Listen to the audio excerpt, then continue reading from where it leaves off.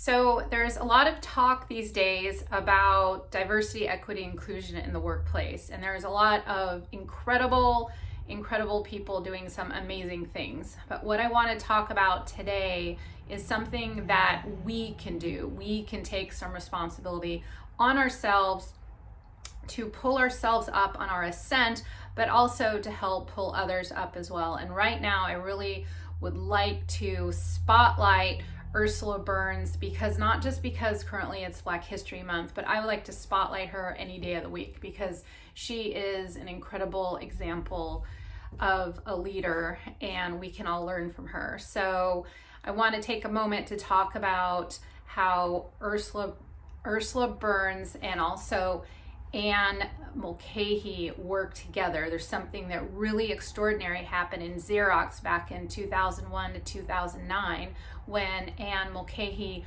was CEO. For almost a decade, she helped groom Ursula Burns for being CEO. And why is this incredible? Because first of all, Ursula Burns was a powerhouse, and it would be probably easy to be intimidated by her, to try and hold her down for this maybe seemingly inevitable first and only changing of the guards for two female CEOs in a Fortune 500 company.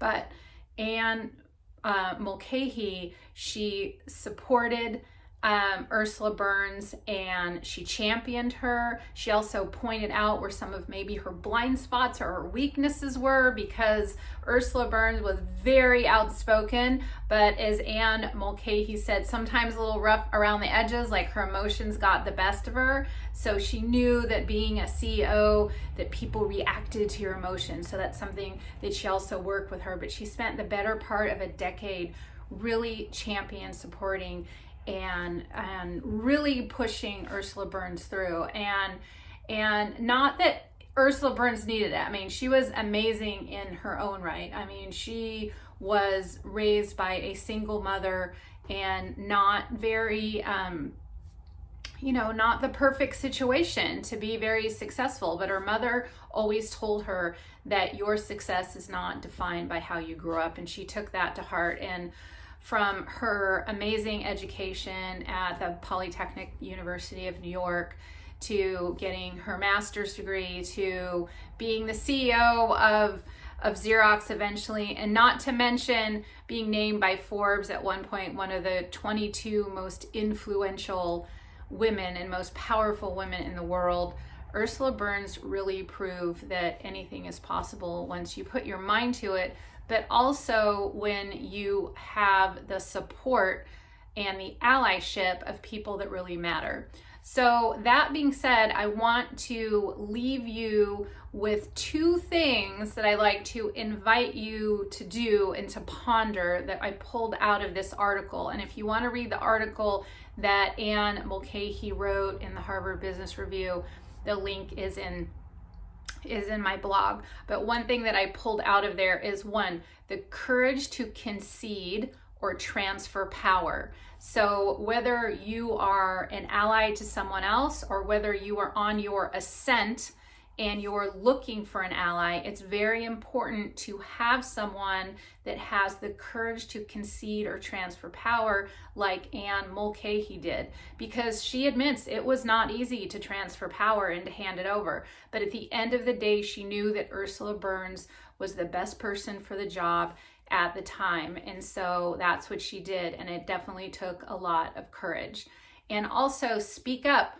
Ursula Burns is the epitome of speaking up. And I know I have a quote in here. I don't know if I'm going to get it exactly right on the video, but she said something that, she was speaking to in the article when Anne Mulcahy said they were in these very, very high level meetings with senior leadership.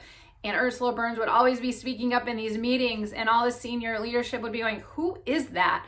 This is way back when she was in her 30s. And, Ursula Burns said, people know who I am because I told them who I am. So if you are on the ascent to the next level, or if you're going to ascend to a different level, one area where women, especially women who are in the margins It's really important to speak up and be heard. And if you are in a position to be an ally, then have the courage to speak up for others, to speak up for yourselves, because that is where change is really going to happen. Now, Ursula Burns, again, one other thing that I wanted to bring up is that she really proved that you get to decide on the impact that you want to have. You get to decide on your life's work, but be very, very mindful and discerning who you align yourself with, and also just to really have a voice to speak up and align yourself with someone who is not going to be threatened and who is a true ally, and someone who will be willing to concede or transfer power if the time comes up. So I hope this article is interesting to you. I hope this blog is useful. Here's to you being amazing. I am cheering you on always. I look forward to seeing you next time.